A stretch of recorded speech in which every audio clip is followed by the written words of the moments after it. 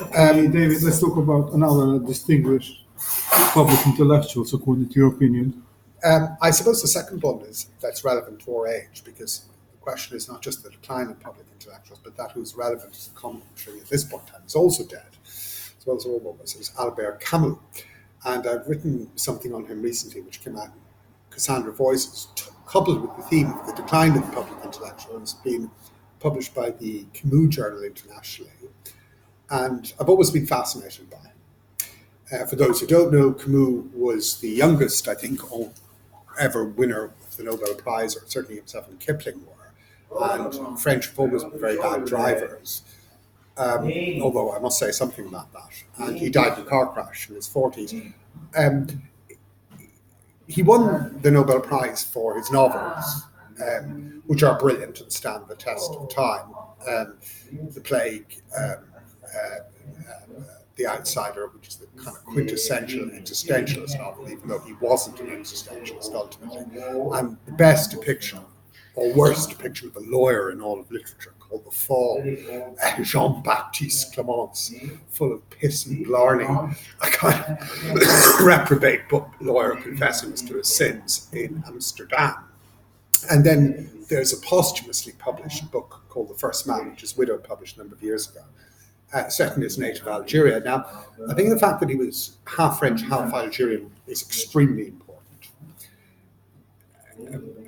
Because, of course, even though he was befriended by people like Simone de Beauvoir and Jean-Paul Sartre, they always kind of sniffed down. They looked like him, like the ugly mongrel street urchin, come from Algeria, working class background, football player, ladies man, bon vivant, not quite one of us, even though he was infinitely a better writer than both of them, and actually a better mind than both of them at all sorts of levels. And they were very dismissive when he died. It's in de Beauvoir's autobiography.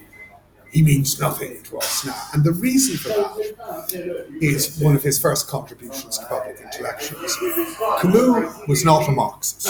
They were. Camus hated extremism. And all his books are in favour, either fictional or non-fictional, of the middle ground of anti-extremism. That's his first relevance in this day and age. And when the shit hit the fan in Algeria and the French administration sought to suppress the Muslim population, Camus' involvement tried to, like all moderates, appease both sides. So therefore, it's not as if he didn't condemn the French torture. He did in Algeria, but he didn't like Muslim extremists. He's a Pinot Noir, a French emigre in Algeria, the indigenous population who are non-Muslim.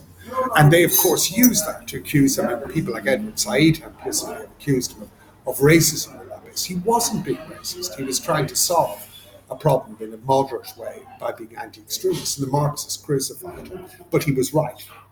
And the relevance of that day and age is the left's dalliance with fundamentalism and extremism has been a total disaster. It is layers of multicultural tolerance have led to intolerance of whether the Muslim or Catholic jihadists, led to tolerance of Marxist terrorist types, and the left have been as responsible as the right. In fact, the left have allowed the right to introduce counter-terrorism legislation based on their own stupidity of tolerance towards extremist organisations in the first place.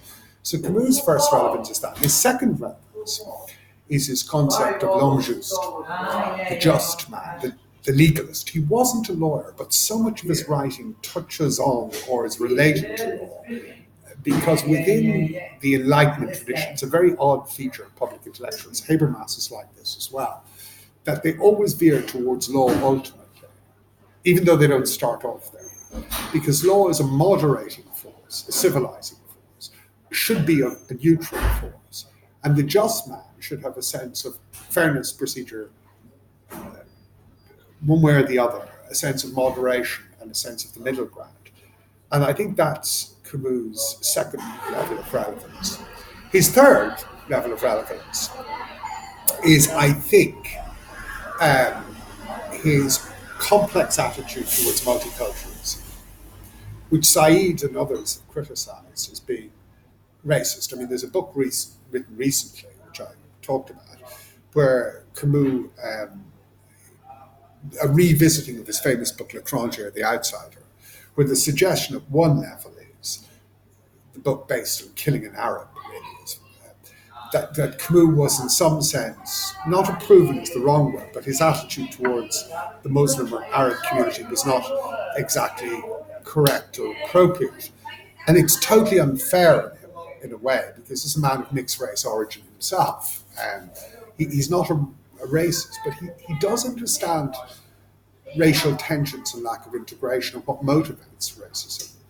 And we are dealing in a society where the multicultural agenda has, at one level, broken down through lack of integration, maybe lack of dialogue, but also a sense that perhaps the cosmopolitan experiment has gone too far. And The Outsider is a very interesting tract on that.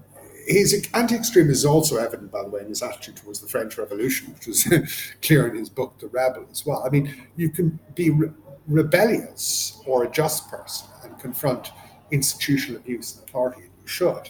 But it doesn't mean you give in to the terror, which was, of course, the bloodletting of the French Revolution. So Camus centrally relevant in that way as well. The other thing is, echoing Orwell, very famous statement, the commitment to fact. So important in this age, getting things correct and right. I didn't mention it in the Orwell bit, but Orwell in 1984 famously says, to show how doublespeak was, or is it Animal Farm, 2 and 2 equals 5. When people start believing 2 and 2 equals 5, which is how the world's working. And Camus said, in response, and as a riff to this, fantastic, the day will come, he said, when the man who says 2 and 2 equals 4 is sentenced to death. And the suggestion in a recent book about him is that his car crash was engineered. So when you say 2 and 2 equals 4, relevance again to this day and age, the Maltese journalist executed, the Hungarian journalist murdered, the person who dares to say 2 and 2 equals 4, the whistleblower, now gets reputationally destroyed, traduced or murdered